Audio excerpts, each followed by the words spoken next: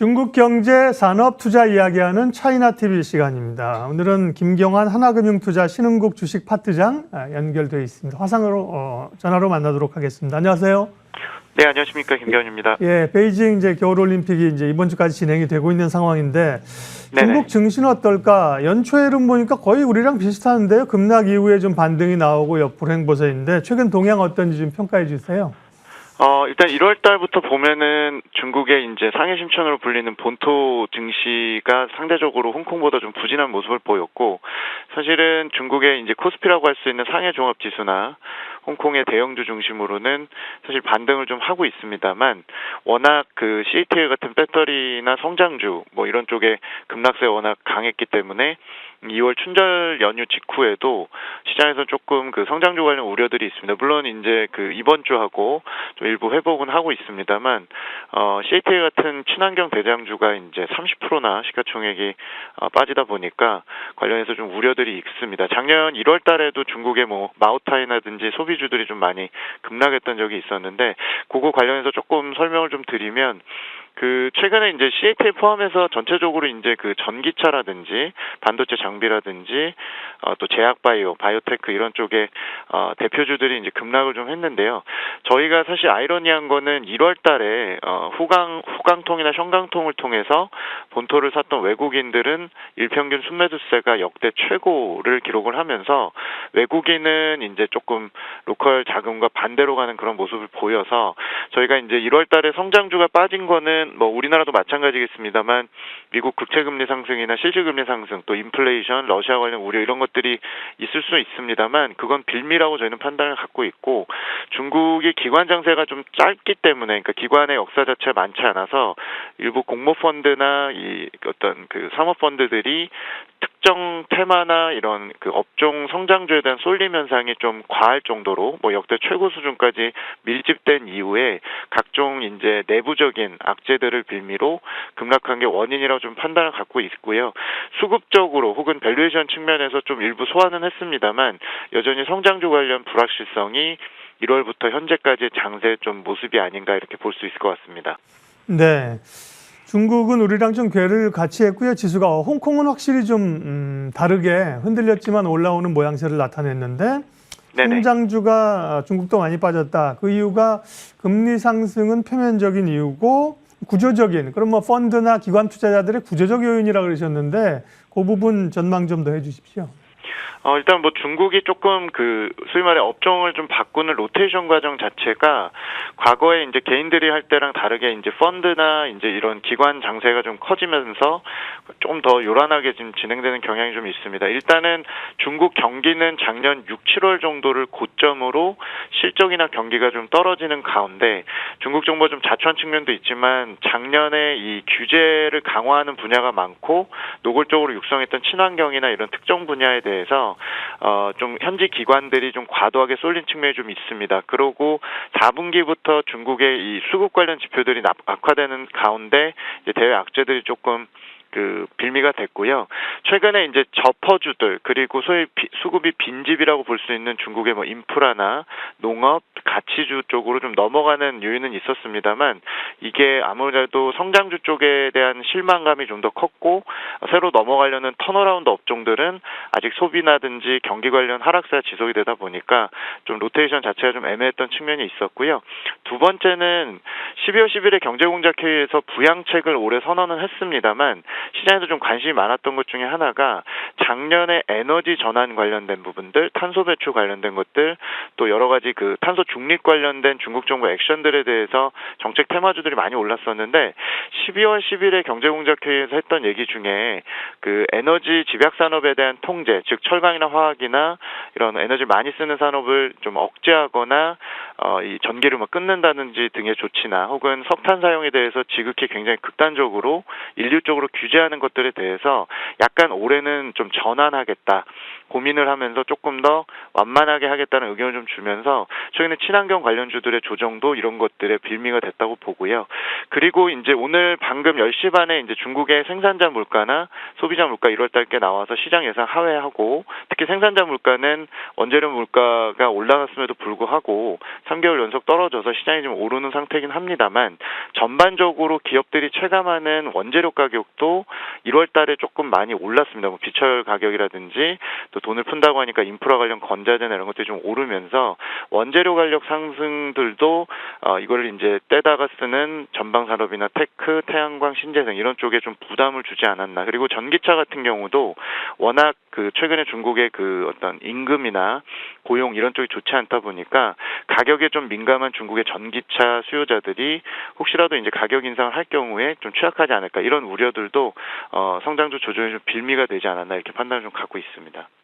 예, 이번 주에 이제 중국 그 물가지수 발표하는 게 주목을 하고 있었는데, 그러니까 오늘 지금 발표된 거는 미국은 지금 계속 물가가 높게 나오는데요. 오늘 발표된 것은 그 생각보다는 높지는 않았다는 말씀이신 거죠?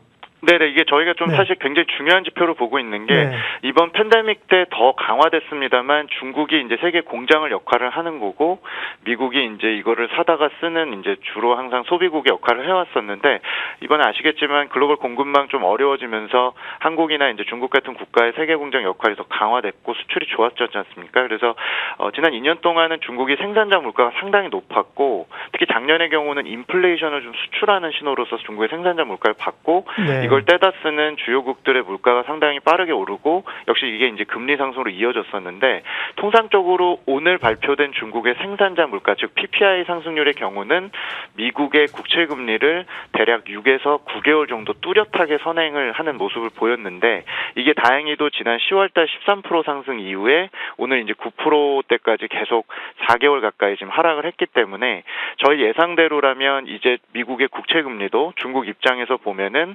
후행적으로 대략 2분기 정도면 국채 금리나 미국 쪽의 기대 인플레 이런 것들이 중국 제품을 수입하는 관점에서 보면은 좀 이제 고점의 가시권에 좀 들어온 게 아닌가 해서, 그런 측면에서 보면 굉장히 긍정적인 신호라고 보실 수 있을 것 같고요.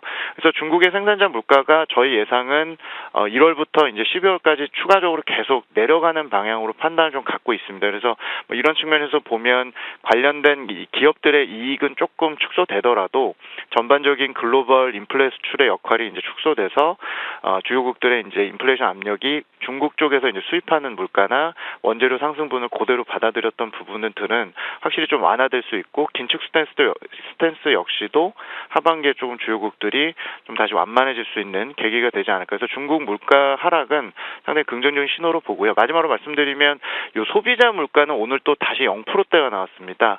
중국 소비자 물가는 굉장히 어떻게 보면 수요가 부진하다는 걸 보여주고, 제로 코로나 전략이나 혹은 이 규제라든지 이런 것들에 자유롭지 않았던 서비스업의 부진을 의미합니다. 그래서 중국은 이제 지난 팬데믹 2년 동안에 이제 수출 호황이나 인플레 수출을 이제 정점을 지나고 내부적으로 이제 경기 부양을 하고, 내수 쪽에서 뭐 대출 확대라든지 최근에 이제 하고 있는 금리나 이런 것들을 상반기에 좀 집중하는 계기가 될 거라서, 오늘 시장이 시클리컬이나 이제 이런 경기 민감주 중심으로 중국은 반등을 했는데요. 아마도 중국 정부가 이제 정책을 좀 더 확대할 수 있는 충분한 여력을 확보했다라고 또 보는 또 긍정적인 신호로 중국 내부적으로 평가할 수 있을 것 같습니다. 네, 오늘 물가 지표는 굉장히 중요하죠. 그 말씀을 많이 해주셔서 감사하고요. 연간 기준으로 YOY로 보면 생산자 물가지수는 9.5% 예상이었는데 실제로 9.1, 소비자 네. 물가지수는 1.02 예상치였는데 0.9, 이렇게 나와서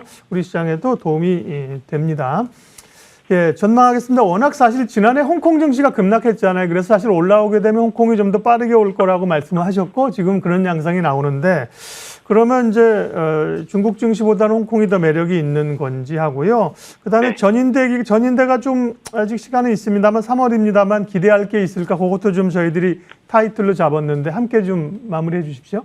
네, 알겠습니다. 저희가 보는 중국 증시 최근의 조정은, 저희는 비중 확대 기회라는 의견 계속 유지하고 있고요. 3월 5일에 있는 전인대 앞두고 2월 장세 기대감은 여전히 높다. 지난 20년 동안 상해 심천 기준으로, 월간 수익률이 플러스를 기록할 확률은 2월 달이 77%로 압도적으로 제일 높습니다. 높은 이유는 3월 앞두고 이제 2월 달에는 경제나 실적 지표 발표가 공백인 가운데 정책들이 이제 극대화되고 중국의 경우는 1, 2월 달에 대출이나 유동성을 미리 많이 풀어버리는 패턴이긴 한데 올해는 특히나 작년에 일부 이제 1년 긴축을 한 다음에 11월부터 이제 대출 확대를 시작을 했습니다. 그래서 무엇보다 올해 2월 달에 정책 모멘텀은 여전히 강하다. 그래서 성장주는 수급 때문에 많이 흔들렸지만 미국 쪽 악재가 어느 정도 정점을 좀 지나고 있는 상황에서 본다면 내부적으로 어떤 부양에 집중하기는 충분하고요. 그래서 저희는 경기는 올해 1분기 저점 그리고 투자 심리는 지난 1월 달에 조정으로 소화를 좀 했다고 보고 있고 증시는 본격적으로 2월부터 반등 시도가 있을 것 같아서 3월 달 전인대 장세를 조금 기대 계속 하자는 의견이고 경기는 1분기가 턴어라운드 그리고 실적은 역시 2분기 정도 생각을 좀 갖고 있기 때문에 지금은 중국에 대해서 신중한 낙관으로 비중 확대 의견을 드리고요. 홍콩의 경우는 저희가 이미 실적 추정치나 이런 것들이 많이 빠졌고 작년에 서비스업 규제나 방역 피해가 가장 컸던 게 시가총액 70%가 이제 서비스업인 홍콩이었기 때문에 저희는 가격 메리트는 충분히 생겼다고 보고 있고 또 두 개 진앙지 역할을 했었던 부동산 그리고 플랫폼 관련된 부분이 규제가 일단은 올해는 휴지기로 저희가 판단을 좀 갖고 있기 때문에 어차피 부동산 플랫폼을 집중해서 사실 게 아니라 홍콩의 항생 테크 지수나 항생 지수를 6개월 정도 트레이딩 바이 측면에서 접근하실 필요도 있을 것 같고요. 또 우리나라 입장에서 중국 관련주가 움직이려면 결국에 부양에 가장 민감한 홍콩 증시가 올라오는 것들이 굉장히 중요할 것 같아서 저희는 홍콩 증시 움직임을 좀 유심히 보시고 또 투자도 가능한 시점이 아닌가라고 말씀을 좀 드리겠습니다. 네, 차이나 TV 오늘 이제 중국 증시 전망 그리고 오늘 나온 물가 지표 분석해 주셨습니다. 하나금융투자 김경환 신흥국 주식 파트장 함께했습니다. 고맙습니다. 감사합니다.